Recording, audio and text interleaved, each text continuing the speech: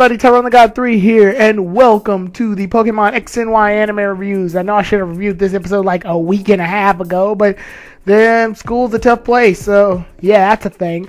But rest assured, I am going to review this episode. It's not going to be a very long review because this, like I said before in my Salamence and Wigglytuff reviews, like episodes like this will be receiving a very short review because like not much is really accomplished here. The only thing that's saving grace from it being like 6 minutes long rather than 8, almost 9 minutes, is because Bonnie's getting some character development, which is pretty cool, like for her part, because Bonnie has way exceeded like the expectations that she was supposed to.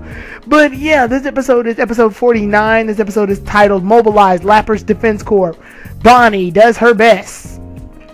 So, long story short, this plot is a very interesting plot, considering the fact that I remember one time, long time ago, I made a Pokemon fan fiction where it was a lot like the setup of the team was a lot similar to how Pokemon X and Y is now, but this was way back in like 2008, I want to say. We were like the main character, obviously, and then the female character, and then this guy wanted to be a Pokemon Ranger, and then his little sister named Lily, and like I would make episodes where Lily would meet up with this crew called the Pokemon Adventure Squad. They were just a bunch of little kids that would wind up in like situations and adventures and little stuff like that would help increase her character. So it's similar to that in a sense, but I doubt they stole it from me or anything, because it was very crappy when I wrote it. So yeah, but this is pretty much like an episode I was kind of expecting for Bonnie at some point in her like Pokemon life, and just some point in the series was for her to meet a bunch of other kids, because yeah, like when you have a little kid character, they're bound to meet up with a bunch of other little kids, kind of like when Max was in the Pokemon school for a short amount of time. So yeah, this was bound to happen. Long story short, the episode basically starts with everybody going off to do their own thing. Like Serena's working on her performances now, Ash is training for his next gym battle. Clement's like reason to preoccupy himself is so lazy, but at the same time, I guess it's the only thing they really could do for him. He's like, I'm gonna go invent something. And then Bonnie is just like, okay, I'm gonna go explore in the forest for a while, which, with no supervision, I'm trying to figure out why that's the thing. I mean, yeah, I guess you can argue that DNA's with her, so she's got protection, I guess, but whatever. Anyway, the Lapras Defense Corps kids are very interesting, just based off the fact that they all have their own, I guess, individual, like, standard kid traits. You got the one kid that can't really pronounce words very well. You got the, like, one overexcited, happy but dumb kid, I guess, and then this little girl who's, like, the leader of the bunch, and she's way smarter than she probably should be, and she's pretty cool. There's not much to them outside of that. They're pretty one-dimensional outside of that. But like, I do like their quandary that they can't trust adults, because when you were a little kid, you kind of felt like that too. Like adults were just out there to mess with you. Like when they set a rule, it's like just them being bossy rather than them trying to do what's in the best interest. So it was kind of cool that when they told the backstory of the Eevee and how it got taken away by the teacher, like it gave the children justification as to why they don't trust adults anymore. Like if you look at it from a child's perspective, it makes sense. And then when Nurse Joy comes in with telling them that the Eevee that they found a while ago was taken back to its trainer, you can see a much better light onto that. So it makes the kids seem a bit more dimensional than they are, but outside of that, they're still pretty one-dimensional. As for the relationship with Lapras, it's a pretty cute, it's like the episode's supposed to be cute. Like that's basically all it's accomplishing right now. Freaking Slowbro swimsuit for Bonnie, that's a plus right there. Although the question rises, okay, I can understand the Lapras Defense Corps having swimsuits under their regular clothes because they were going to see Lapras anyway, but why did Bonnie just sit there and have the Slowbro swimsuit under her regular clothes? That seems kind of odd if you ask me. I mean, for the sake of her joining the others in swimming with Lapras, I guess it makes sense, but still, like, if you look at it from a realistic standpoint, it still makes no damn sense as to why she had a swimsuit on under her regular clothes, but whatever. Also, it's weird to mention that, like, when she's underwater, in this picture you're seeing right now, she clearly has no, like, little swim shoes on. But when she gets out, they show her with these Slowbro shoes, and I'm like, what? I don't know. Like, Cinema Sins would be all over this episode, I guess.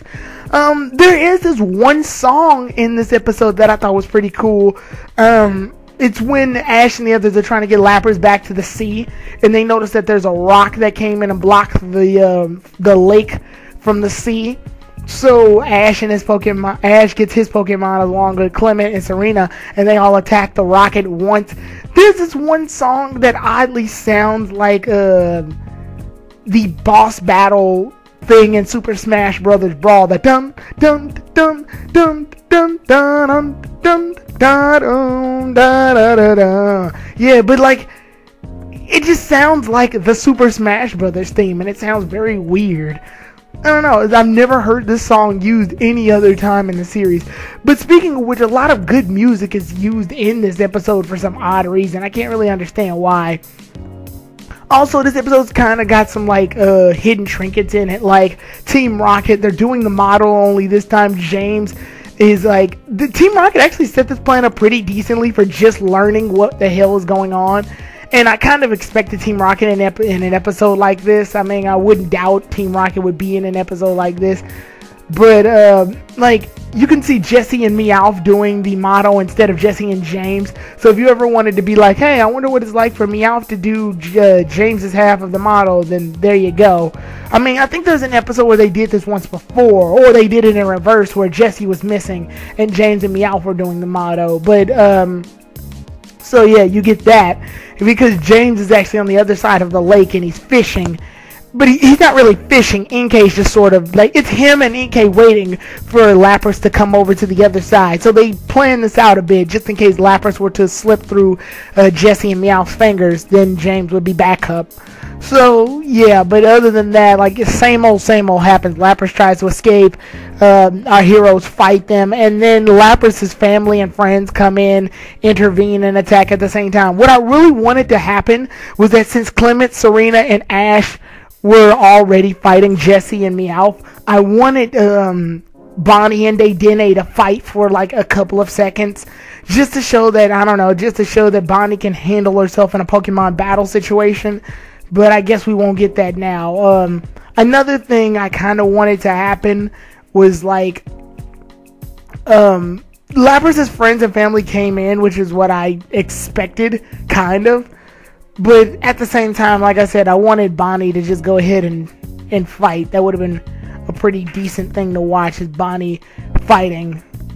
Bonnie in a Pokemon battle to save the others. That's why I thought they split them up in the first place. Another thing that's pretty interesting about this episode is that it's not like Pokemon just up and say die like that. I mean, this is the Japanese version, so they're a bit more harsher about words.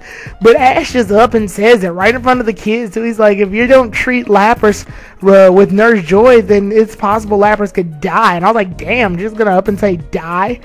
But yeah, this episode was it was exactly what it's supposed to be, just this Bonnie development episode. So the next episode is episode 50.